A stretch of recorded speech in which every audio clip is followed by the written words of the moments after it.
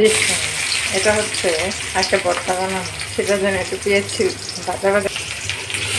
ভাই পেঁয়াজ দিয়ে দিলাম। আজকে আর এটা করে বয়স দিতে পারবো না, অনেকদিন ধরে ভিডিও দিতে পারি না, বড় এই সমস্যায় আছে। আমি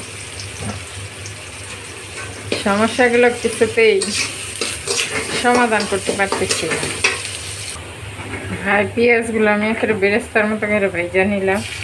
পেঁয়াজগুলো এতই বিশ্রী মিষ্টি লাগে, খালি ভালো লাগে না আমার কাছে। কেমন পেঁয়াজ ভালো লাগে না।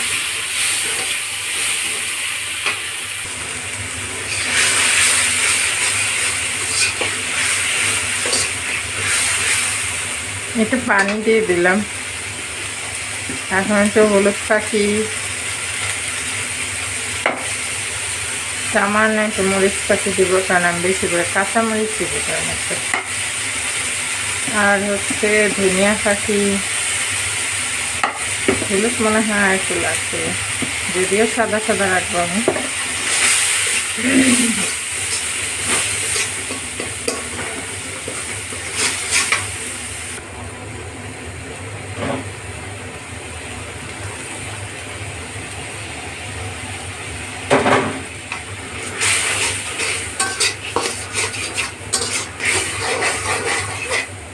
একটু ঝাল ঝাল করে করবো,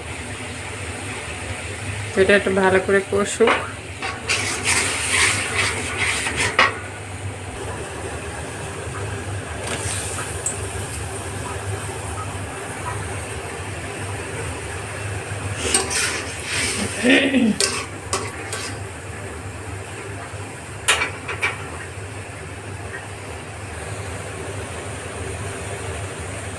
বিসমিল্লাহ, দিয়ে দিলাম মাছ। তা আমার রান্না প্রায় শেষ। মাছটা দিয়ে একটু পলক দিব ব্যাস। আর ধনিয়া পাতা দেন আমাকে,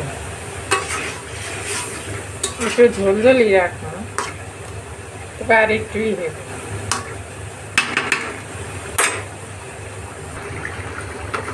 এই তো দেখেন মাছের তরকারি প্রায় হয়ে আসছে, এখন নামায় হলাম। এই যে ধনিয়া পাতা দিয়া এই দেখেন নামায় ফেলি।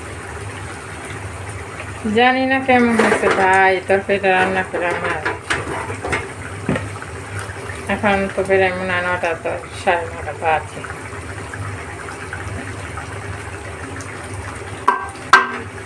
যাই হোক, রান্না তো শেষ।